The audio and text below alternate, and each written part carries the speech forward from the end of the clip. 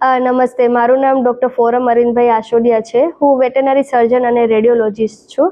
આણંદ ખાતે આવેલી veterinary college Kamdhenu યુનિવર્સિટીના અંતર્ગતમાં જે હોસ્પિટલ ચાલી રહ્યું છે એમાં હું આસિસ્ટન્ટ પ્રોફેસર છું.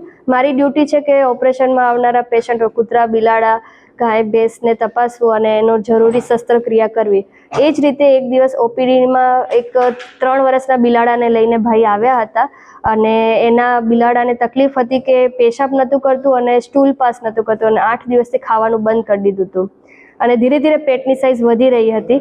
એક્ઝામિનેશન કર્યું, ફિઝિકલ એક્ઝામિનેશન કર્યું ત્યારે પેટમાં ખૂબ સાઇઝ વધી ગઈ હોય અને બોલ જેટલી સાઇઝનું લાગતું હતું. ફર્ધર અમારી પાસે ડિજિટલ એક્સરેની વિભાગ છે, સોનોગ્રાફી વિભાગ છે, જ્યાં એની એક્સરે અને સોનોગ્રાફી કરાવ્યું તો કન્ફર્મ થયું કે એને કેન્સર છે, કોઈ પણ અંદરનું ઓર્ગનનું કેન્સર છે. ફર્ધર ડાયગ્નોસિસ અમે બ્લડ પિક્ચર, બ્લડ રિપોર્ટ કરાવ્યા, તેમાં લીવર ડેમેજ આવતું હતું, એસજીપીટી હાઈ આવતું હતું, એટલે અમે થોડું એને મેનેજમેન્ટ કર્યું અને એ બાદ આ પ્રકારનું ઓપરેશન બહુ જ રેર થતા હોય છે. કૂતરામાં કેન્સરના કેસ બહુ જ આવતા હોય છે અને અમે ઓપરેશન પણ કરું છું અને કિમોથેરાપી પણ કરું છું ડોગની અંદર. પણ બિલાડીની અંદર કેન્સરનો હોવાનો આ પ્રથમ કેસ ધ્યાનમાં આવ્યો હતો, એટલે આ બાબતમાં થોડું જોવું પડ્યું, બહુ જ રિસર્ચ કરવું પડ્યું અને રેફરન્સીસ પણ ઓછા મળી રહ્યા હતા. એટલે અમે 2 ટીમ તૈયાર કરી કે જે એક ઓપરેશન કરશે અને બીજું કોમ્પ્લિકેશન હેન્ડલ કરશે. અમારી પાસે અદ્યતન ઓપરેશન થિયેટર છે, જેમાં ઓક્સિજન ફેસિલિટી છે, ઇન્હેલન્ટ એનેસ્થેસિયા મશીન છે અને બેકઅપમાં અમે બ્લડ ડોનેશન કરેલી બ્લડ બેગની પણ તૈયારી રાખી હતી. એનું ઓપરેશન કરવામાં આવ્યું અને ઓપરેશન દરમિયાન એક લીવરનું કેન્સર છે એવું ખબર પડી અને સંપૂર્ણ ટીમની મદદથી ઓપરેશન કરી અને લીવરનો કેન્સરગ્રસ્ત ભાગ છે એ રિમૂવ કરી દેવામાં આવ્યો.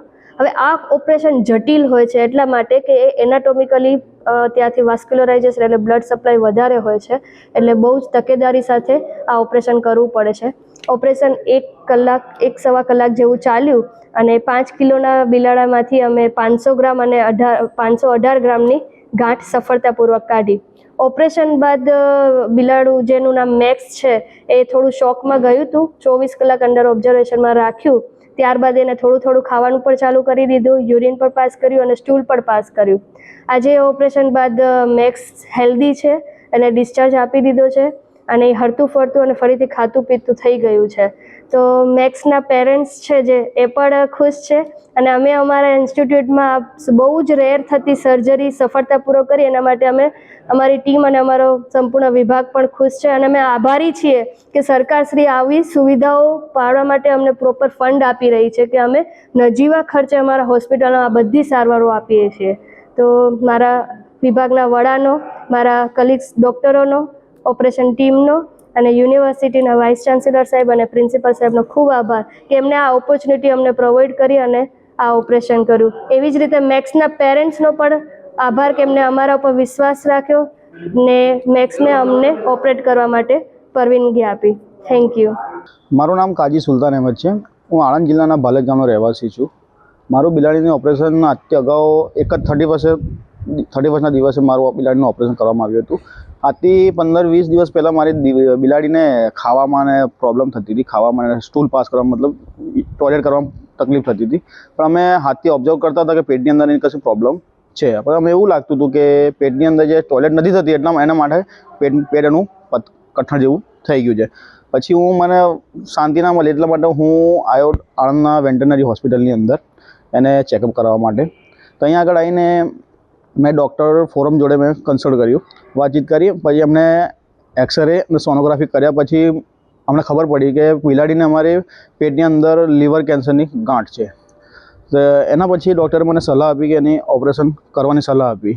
એ ડિસિઝન અમારા ઉપર છોડ્યું એમણે કે તમે કરાવો કે ના કરાવો, પણ અમારી બિલાડીને આગળ જતાં એને પ્રોબ્લેમ ના થાય એટલા માટે અમે ડિસિઝન લીધું કે ભાઈ અમે ઓપરેશન કરાવીએ એનું. તો પછી અમે એને બીજા દિવસે અમે ઓપરેશન કરાવ્યું અમે એનું. તો અમારે તે ટાઈમે મારી બિલાડીનું ઓપરેશન કરવાના ટાઈમે એને ઓપરેશન થિયેટરમાં લઈ ગયા. તે ટાઈમે એને કટ કર્યા પછી અમે ડૉક્ટરે જોયું કે ઓલરેડી ગાંઠ ઇન્ટરનલ ડેમેજ છે અંદર. તો ગાંઠ ડેમેજ અને એનું બ્લડ આખી બોડીની અંદર એની પેટની અંદર ફેલાઈ ગયું હતું. પણ ડૉક્ટર તો એમનું 99% જીવવાનું ચાન્સીસ ઓછું થઈ ગયું, 1% જીવવાનું ચાન્સ હતું. તો બી ડૉક્ટર ફોરમ એમના એક્સપિરિયન્સ બદોલત અને એમના ટીમના સપોર્ટના કારણે એમણે ઓપરેશન સક્સેસફુલ કર્યું અને અત્યારે મારું બિલાડી અત્યારે જીવત છે અને ખાય છે, પીએ છે, બધું કમ્પ્લીટ છે, સ્ટૂલ પાસ કરે છે, યુરિન કરે છે. એ બદલ હું વેટરનરી હોસ્પિટલ અને પૂરા સ્ટાફને હું ધન્યવાદ કહેવા માગું છું.